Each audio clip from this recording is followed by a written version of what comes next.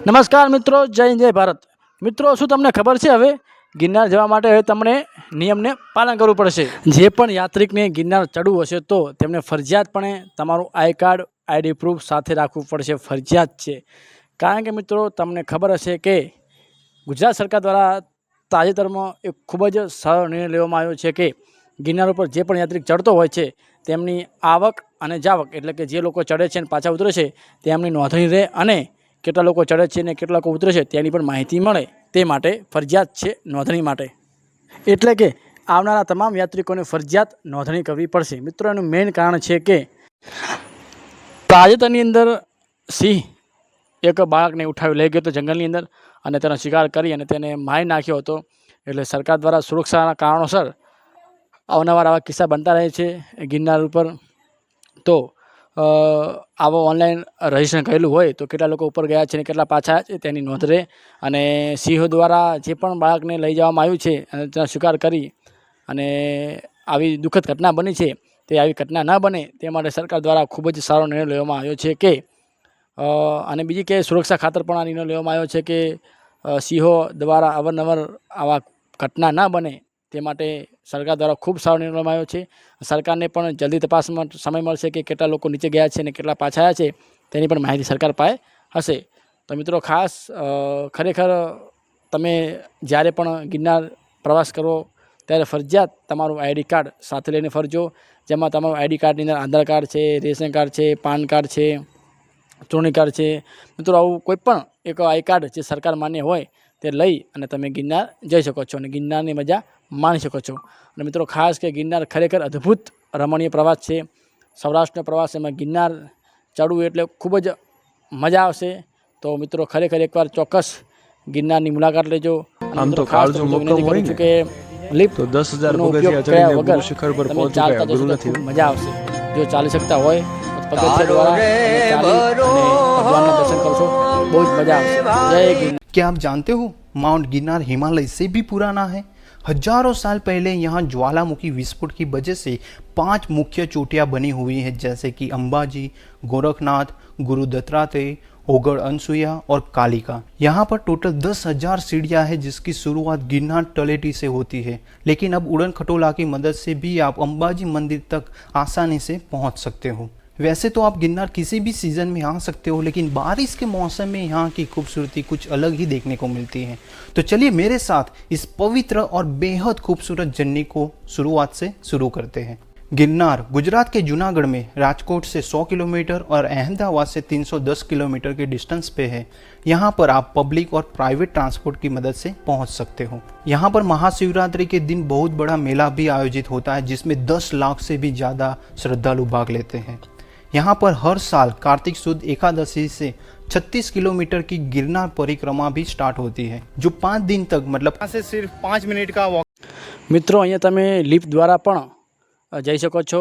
તો અને મિત્રો, આ છે લિફ્ટ જ્યાં તમે આવી અને તમે ટિકિટ ઓનલાઈન પણ નોંધાવી શકો છો અને ઓફલાઈન પણ તમે ટિકિટ નોંધાવી શકો છો। જે મિત્રો અલગ અલગ વાઇઝ તમને ટિકિટનો ભાવ મળશે અને મિત્રો ખાસ કે તમારે રિટર્ન આવવા માટે પણ ટિકિટ થઈ જશે અને જવા માટે પણ ટિકિટ થઈ જશે। બંને પ્રકારની ટિકિટ તમને અહીંયા કને જોવા મળશે। તો તમે જોઈ શકો છો કે સામાન્ય ટિકિટ 623 રૂપિયા છે, બાળકોની 312 રૂપિયા છે। એવી રીતે અલગ અલગ કેટેગરી વાઇઝ અલગ અલગ ટિકિટ હોય છે। મિત્રો, ખાસ કે ટિકિટ માત્ર ને માત્ર જે રોપવે જાય છે તે માત્ર ને માત્ર અંબાજી જે મંદિર આવેલું છે તેટલા સુધી જ આ લિફ્ટ જાય છે, પછી એનાથી આગળ તમારે ચાલીને જવાનું હોય છે। તો મિત્રો, ખૂબ સરકાર દ્વારા ખૂબ સારામાં સારી સુવિધા કરવામાં આવી છે લિફ્ટની। જે તમે જોઈ શકો છો કે 2 થી 2.5 કિલોમીટર જેટલી લિફ્ટની લંબાઈ છે અને તમને ઠેઠ બહુ જ મજા આવશે લિફ્ટની અંદર જોવાની। અને મિત્રો, ખાસ કે લિફ્ટમાં તમે જો તો નીચે તમને એટલું વાતાવરણ જોવા મળશે ને કે જ્યાં તમે સ્વર્ગમાં આવી ગયા હોય તેવું। તો ખરેખર અદ્ભુત છે ગિરનાર પર્વત અને અદ્ભુત છે લિફ્ટ, જે સરકાર દ્વારા ખૂબ સારામાં સારી સુવિધા કરવામાં આવી છે। અને મિત્રો, લિફ્ટની અંદર તમે જાણે બાદલમાં ખોરાઈ જશો એવો અનુભવ થશે અને એક આહલાદક સૌંદર્ય તમને નજરે મળશે અને આખું જૂનાગઢ તમને અહીંયાથી જોવા મળશે। જો મિત્રો તમે જોઈ શકો છો કેવો અદ્ભુત નજારો છે। લિફ્ટ તો આખી બાદલમાં ખોરાઈ ગઈ છે। તો મિત્રો, ફાઇનલી હવે અમે આવી ગયા છીએ અંબાજી મંદિર, જ્યાં લિફ્ટની સ્ટોપ થાય છે અને ત્યાંથી હવે અમે જઈશું પગપાળા દત્તાત્રેય ભગવાન એટલે કે ગિરનારના દર્શન કરવા માટે. મિત્રો ખૂબ જ મોટા પ્રમાણમાં યાત્રિકો પ્રવાસ માટે આવે છે અને મિત્રો ખાસ કે અહીંયા કને તમારે આવવાની મજા હોય તો એ માત્ર ને માત્ર છે ચોમાસાની અંદર જ. કારણ કે મિત્રો ચોમાસાની અંદર જબરજસ્ત વરસાદ આવતો હોય, એકદમ ઠંડુ વાતાવરણ હોય અને વાદળછાયા વાતાવરણની અંદર ગિરનારના પગથિયે ચડવા એક અનોખો આનંદ છે. તો હું તો ખાસ કહું છું મારા ગુજરાતના અને મારા ભારતના તમામ યાત્રિકો એકવાર તો ગિરનારના પગથિયા ચડવા આવજો ને આવજો. કારણ કે મિત્રો એટલી મજા આવશે તમને કે ખરેખર એમ લાગશે કે આવું ભગવાને જગ્યા, આવું સૌંદર્ય ખરેખર ગુજરાતના જૂનાગઢમાં આવેલું ગિરનારમાં જ આવેલું છે. અને મિત્રો અહીંયા રસ્તો પણ આવેલો છે. રસ્તા માટે તમને બાજુની લાકડી લેવી હોય તો તમે લઈ શકો છો. અને બીજું ખાસ કે અહીંયા કને વચ્ચે નાની દુકાનો આવેલી હોય છે. તમારે પાણી હોય, નાસ્તો બાસ્તો લેવો હોય તો તે પણ તમને મળી જશે. મિત્રો ગિરનારની અદ્ભુત રોમાંચક પ્રવાસની અંદર તમે એકવાર મુલાકાત લેજો. તે પણ માત્ર ને માત્ર ચોમાસામાં જ તમને મજા આવશે. કારણ કે મિત્રો ચારે કોર હરિયાળી અને કુદરતનું સૌંદર્ય ખીલ્યું હોય, સોળે કલાએ સૌંદર્ય ગિરનાર પર્વત તમને જોવા મળશે અને ભગવાન દત્તાત્રેયના તમને દર્શન કરવા મળશે. અને આવા હરિયાળા ગિરનાર પાથરેલો હશે અને તમને એક અલગ જ અંદાજ અને મહેસૂસ થશે કે ખરેખર જીવનમાં એકવાર ગિરનાર ભગવાનની યાત્રા ફરજિયાત કરવી.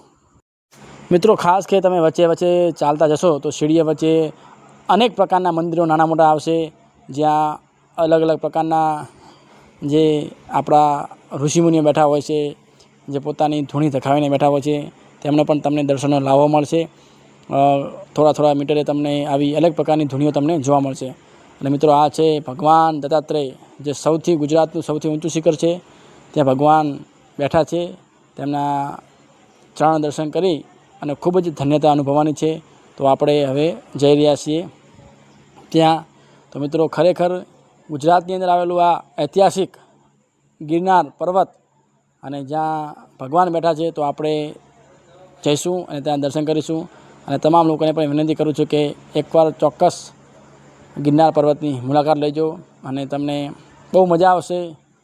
અને ખરેખર તે પણ ચોમાસાની અંદર તો તમને બહુ જ મજા આવશે. ચારે કોરા વાદળની વચ્ચોવચ્ચ ઊભેલો આ ગિરનાર પર્વત એક અદ્ભુત અને સૌંદર્ય આપણને નજર આવશે. કુદરતનો કરિશ્મા, કુદરતનું જાદુ આપણને દેખાશે. તો મિત્રો જુઓ કેટલો અદ્ભુત અને રમણીય ડુંગર આવેલો છે. અને મિત્રો તમે ચાલી શકતા ના હોય તો તમારે અહીંયા કને આવા જે લોકો હોય છે તે આવી રીતે તમને માથે બેસાડી અને તમે ઠેઠ ગિરનારના દર્શન કરાવશે. અને મિત્રો ખરેખર ખૂબ અદ્ભુત નજારો છે. તમે જોઈ શકો છો કેટલા બધા લોકો દર્શન કરવા માટે આવે છે અને ખરેખર અદ્ભુત છે ગિરનાર પર્વત. એકવાર ચોક્કસ મુલાકાત લેજો. જય ગિરનાર, હર હર મહાદેવ, જય હિન્દ, જય ભારત. મિત્રો ખાસ વિડીયો ગમે હોય તો લાઈક કરજો, શેર કરજો અને સબસ્ક્રાઈબ કરજો.